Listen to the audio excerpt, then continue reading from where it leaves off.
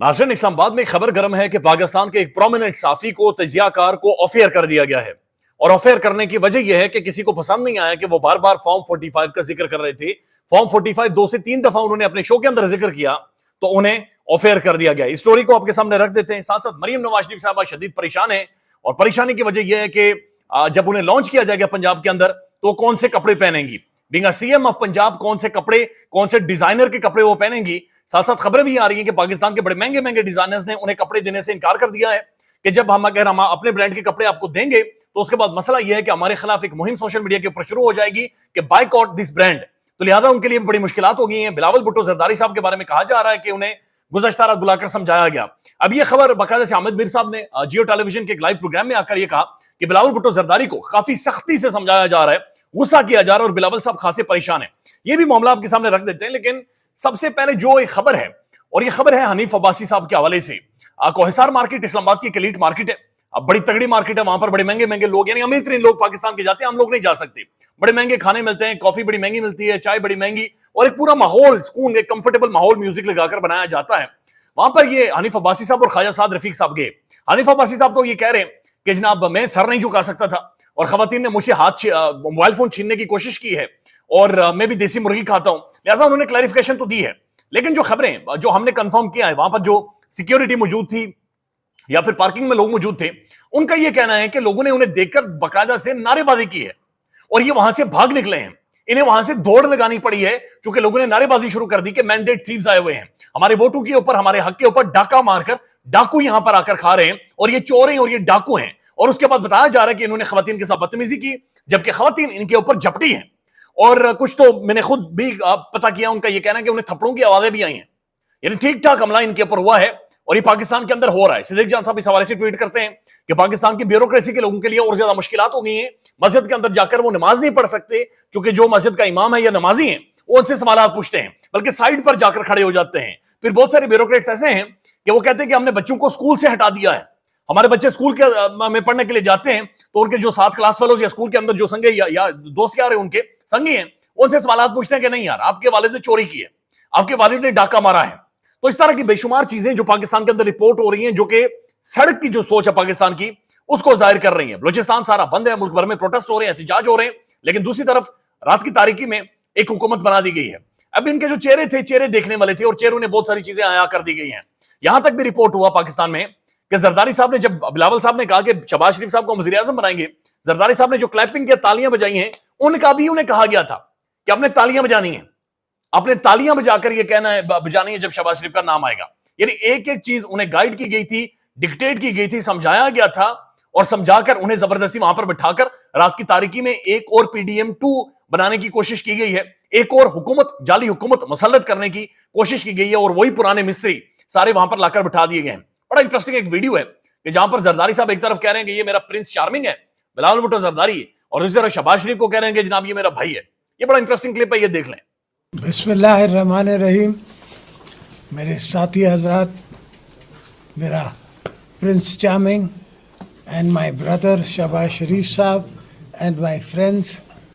अभी prince charming तो इन्होंने कहा है, लेकिन ये बंदर बांट हुई है, और ये ओदों की बाकायदा से सौदेबाजी हुई है। पाकिस्तान की सबसे बड़ी मंडी लगाई गई है, सबसे बड़ी तारीखी सौदेबाजी हुई है, और ये मदर ऑफ ऑल सौदेबाजी है जो पाकिस्तान में हुई है।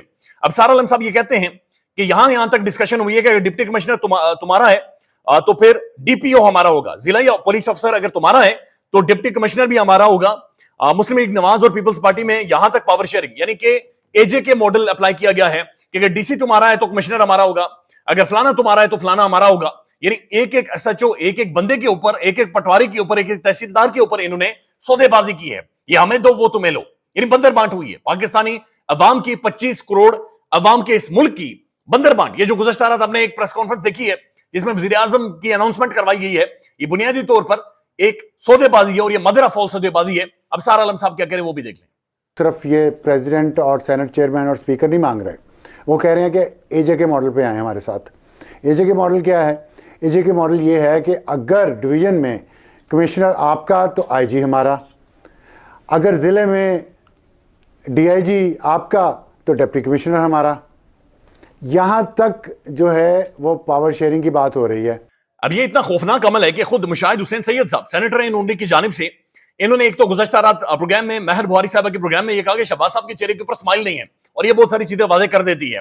लेकिन साथ साथ वो ट्वीट करते हैं, वो लिखते हैं वाओ अनदर मिडनाइट मिरेकल, यानी आधी रात को एक और मौजज़ा हुआ है। और ये रात तब से चली आ रही है जब पाकिस्तान में रिजीम चेंज हुई, उसके बाद रात की तारीकी में काजी साहब ने बल्ला छीना, रात की तारीकी में हुकूमत एक और मुसल्लत की गई है।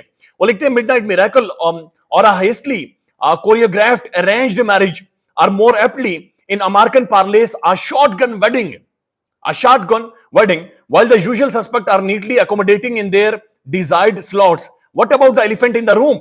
कमरे के अंदर जो बड़ा हाथी खड़ा है, उस हाथी का क्या होगा? What about the elephant in the room? The party with largest number of the votes, while their leader and the most popular politician remain in political prisoner. ये खान जो पाकिस्तान का सबसे बड़ी पॉलिटिकल पार्टी का सरबराह है, पाकिस्तान का सबसे मकबूल तरीन पॉलिटिशियन है, उनके बारे में क्या करना है? Trying to stage Hamlet without the Prince of Denmark in a recipe for continued instability, heal is more necessary than deal. आप जरा ये स्टेटमेंट आपको याद होगी, आर्मी चीफ साहब की स्टेटमेंट थी कि हमने एक हीलिंग टच देना है, लेकिन ये लिख रहे हैं कि heal is more necessary than deal, यानी ये डीलिंग टच हो गया है, ये हीलिंग टच नहीं है, लिहाजा हीलिंग टच की जरूरत थी एज कंपेयर टू डील। और वो कह रहे हैं कि बाकायदा से डील हुई है, और इसके ऊपर सब पाकिस्तान के अंदर तमाम तर पार्टीज जिन्होंने हुकूमत ली है वो खुद भी शर्मिंदा है, खुद भी शर्मिंदा। जावेद लतीफ साहब खुद आकर ये कहते हैं कि शहबाज शरीफ साहब वज़ीर आज़म नहीं बनना चाह रहे, लेकिन उनके पास ऑप्शन नहीं है। मोहम्मद मालिक साहब ये कहते हैं कि नून लीग को बुलाकर समझा दिया गया कि मरकज भी आपने लेना है, यानी ढोल आपने पीटना है, हर सूरत पीटना है, और ये ढोल आपके गले में हुकूमत का लटकाया जाएगा, और ये ढोल लटका दिया गया, और ये ढोल अब इनसे बाकायदा से पिटवाया भी जाएगा। अब जो खबर है एक साफी के हवाले से वो आपके सामने रख देते हैं।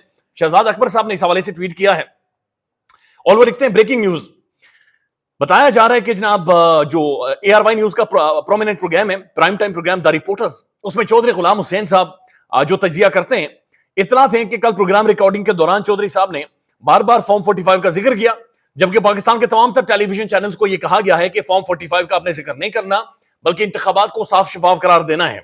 लिहाजा जो ही उन्होंने फॉर्म 45 का जिक्र किया, तो उसके बाद उन्हें अभी तक की इतलात के मुताबिक प्रोग्राम से द रिपोर्टर से अलग कर दिया गया है, यानी उन्हें उनके तजिए से महरूम कर दिया गया है।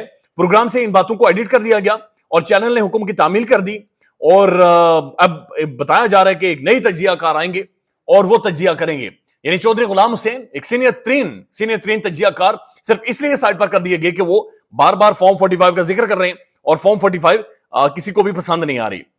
अब आप सिर्फ दो खबरों का एक कंपैरिजन देख लें, और ये पाकिस्तान में लार्जली ये इस वक्त रिपोर्ट हो रही है। एक तरफ ये कहा जा रहा है कि खैबर पख्तूनख्वा असेंबली के 9 मुंतखब अरकान CV क्यों बना रहे, यानी वो CVs बना रहे, और उनसे पूछा जा रहा है कि अपनी काबिलियत के बारे में बताएं, आपका कंट्रीब्यूशन क्या है, आपने क्या किया है, आपके पास पॉलिसी क्या है, किस तरह से आप चीजों को लेकर आगे जाएंगे, एक फ्रेमवर्क, एक बाकायदा से मॉडल हमें समझाएं और हमें दिखाएं, ताकि आपको उसके बाद मुंतखब किया जाएगा, यानी उसके बाद वजारतें उस हिसाब से आपको दी जाएंगी।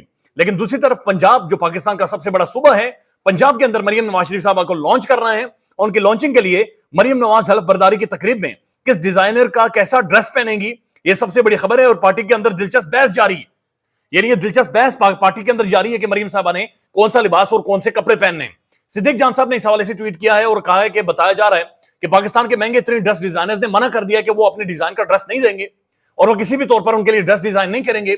उनका यह कहना है कि जब मरियम नवाज शरीफ साहब वो ड्रेस पहन कर आएंगी, तो उसके बाद पाकिस्तान में बाइकआउट दैट डिजाइनर, उस डिजाइनर के खिलाफ एक बाइकआउट मुहिम शुरू हो जाएगी, और फिर उन्हें करोड़ों अरब रुपए का नुकसान होगा। लिहाजा लोगों ने ड्रेस देने से बाकायदा से इनकार कर दिया। लेकिन this also shows priorities, Pakistan में तरजीहात क्या है। अब एक और खबर है, और ये इस्लामाबाद हाई कोर्ट के अंदर सलूट करना चाहिए और क्रेडिट जाता है जस्टिस बाबर सत्तार साहब को, जिन्होंने DC इस्लामाबाद का पीछा किया, बड़ा तगड़ा पीछा किया, और DC साहब ने जुल्म की इंतहा इस्लामाबाद के अंदर ढाई हुई थी, तबाही इन्होंने फैलाई हुई थी। आप सिर्फ इसी से अंदाजा लगा लें कि इस्लामाबाद हाई कोर्ट ने 970 दिनों के लिए PTI के 69 रहनुमाओं को सियासी बुनियादों पर नजरबंद करने वाले DC commissioner, deputy commissioner Islamabad Irfan Nawaz Memon को बैरून मुल्क जाने से रोक दिया। तौहीन अदालत केस का फैसला आइंदा हफ्ते सुनाया जाएगा।